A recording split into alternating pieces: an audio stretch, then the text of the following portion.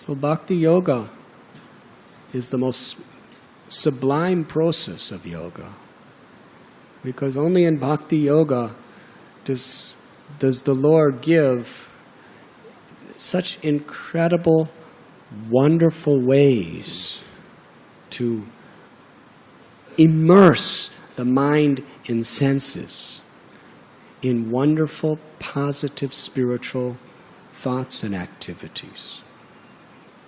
I remember years ago, Zen Buddhist meditation course, and being taught to meditate on the crack between the wall and the floor for 12 hours a day. Hare Krishna. Wasn't very exciting. And another teacher, just meditate on the experience of the third eye. It's kind of an imagination where the third eye is. You're just meditating there. And others meditate on a flame or on a leaf, yes? And just get everything else out of your mind except that. So, some people do that. But it's very difficult. Or to meditate on something impersonal. Krishna tells in Gita, this process of trying to meditate on the impersonal is very difficult for personalities, for embodied beings. It's really against our nature to meditate on nothing.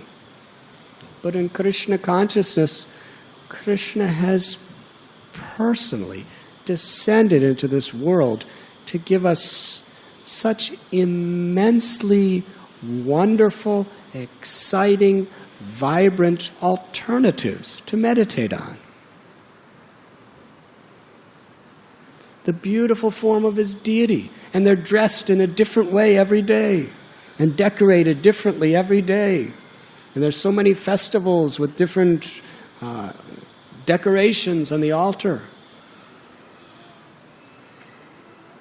And devotees with their eyes, they're seeing and they're finding great, great happiness.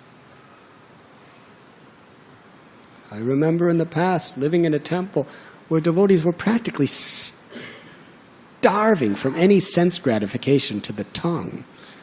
They were eating animal food because that's all that could be afforded. And they were freezing cold in the winter with practically no heat. And their clothes were all full of mud and maybe one or two saris or dhotis, depending on who they are, torn. The whole community, not a single bar of soap, not a single toothbrush, not a single tube of toothpaste. Eating horse food, freezing cold, freezing, snow, deep snow, below zero. What did they have?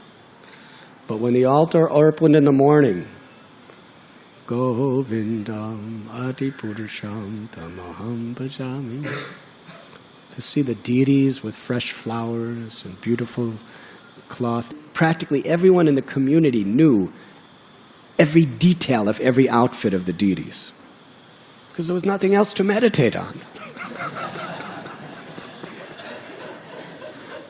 There was nothing else to enjoy. Each outfit had a name, and everybody knew the name. It was usually named after the day it was, the holy day it was offered, or sometimes over the season that it was first offered. And every devotee could tell you, this was in, let's say, we're in 1975. They said, oh, this was offered for Radhastami of 1972. That outfit, very nice. They all knew.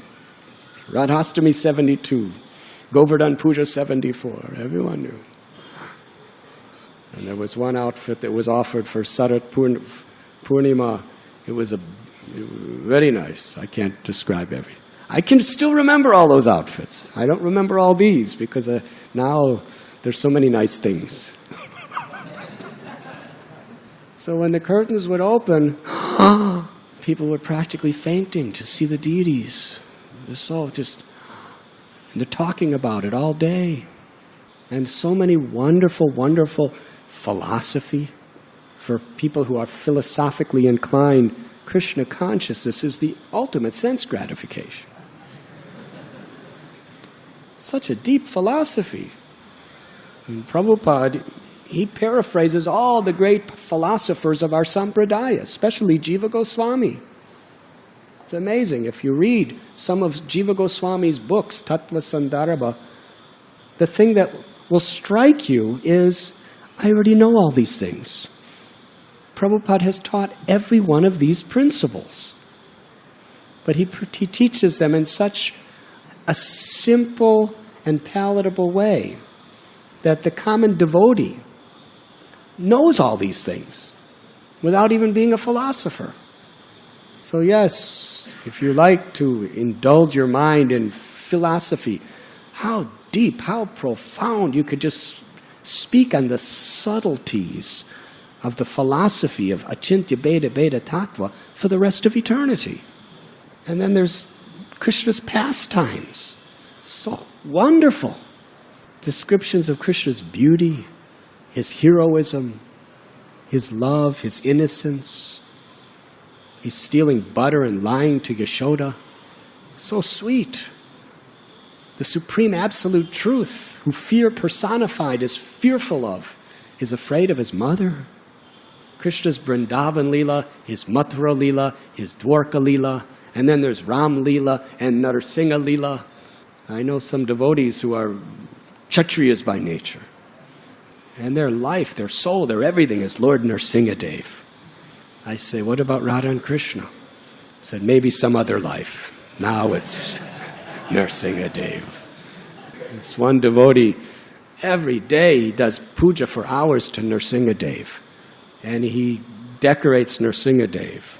With Radha Gopinath, we give kadamba trees and parrots and peacocks and deers and beautiful decorated flutes and flowers.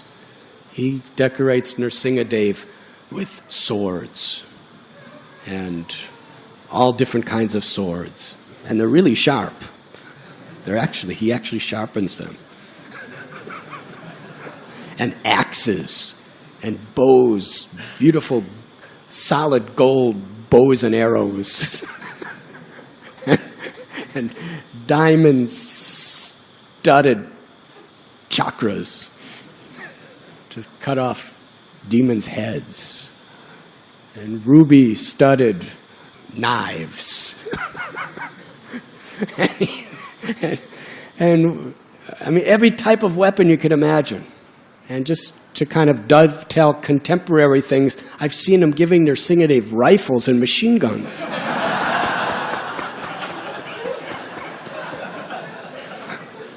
And even some of these, karate weapons, like, what are they, namchucks and like... And he has, Narsingha Dev has, I think, about 10 arms. So every one of his arms has another weapon. So Krishna has performed such incredible, beautiful leelas. And he gives us such unbelievable, wonderful services to render. And one of the most deeply occupying services is preaching. Because when you're preaching, you really have to engross your mind. Yes? When a person is actually really trying to preach to someone else, either a crowd of people or an individual people, and you're really trying to just repeat the message of God, it consumes so much of your consciousness, your attention, that sense gratification practically doesn't exist. Yes? There's no time. And Prabhupada used to send people out on book distribution. You can't think of sense gratification when you're really doing it properly, because you have to convince somebody you're convincing somebody to do something they don't want to do. And you only have a few seconds to do it. Harivo. And you have to be praying to the super soul in that person's heart to give you the intelligence and the help while you're speaking. The successful book distributors who are really good, they're so much immersed in concentrated meditation. It's like samadhi. Why?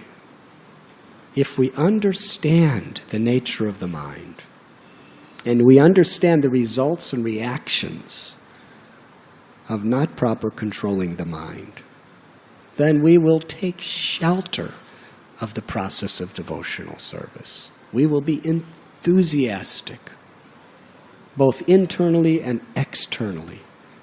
And of all ways of completely subduing the mind, the most powerful is Nam Kirtan, the holy name. Because in every situation we could call out Krishna's name. Whether we're responding to the calls of nature, I don't know why, but I often speak on this subject matter. Whether we're responding in that way, or whether we're driving in a taxi or driving a car or in a train, wherever we may be, or laying in bed, we can't do so many things. We can't necessarily worship the deity. We can't necessarily preach. We can preach to ourselves. But we can just try to fill our mind with Harinam. Just fill it with Harinam, somehow or other. It's life or death. If we allow our mind to associate with the paramours of lust, anger, and greed, they will doubtlessly kill our spiritual propensities. Doubtlessly. And our enemies are attacking. Through the mind, the enemies are attacking. Lust, anger, greed. So what are we going to do? Are we going to surrender to our enemies? Are we going to put trust in our enemies? They're not coming to deliver us, they're coming to kill us. So in that state, we take shelter of the holy name. Hare Krishna, Hare Krishna, Krishna Krishna, Hare Hare, Hare Ram, Ram Ram, Hare Hare. And as we become more and more conditioned by training our mind to just always be turning to Krishna in His name, then we are liberated. Because ultimately, if we are sincere, Krishna, who is within His pastimes, within His teachings, within His deity, within His service, within the Bhagavatam, and within His name, Krishna will be there to deliver us. It is His promise. To always remember Krishna and never forget Krishna is the ultimate goal of our lives. And how to do so? Trinarapi sunichena taror iva sihishnana amanina manadena kirtaniya sadahari. Without practicing this verse, it's impossible to qualitatively chant the names of the Lord. And Krishna reciprocates with the quality in which we're chanting. So let us put this beautiful verse on the string of the holy name and wear it constantly and chant Hare Krishna.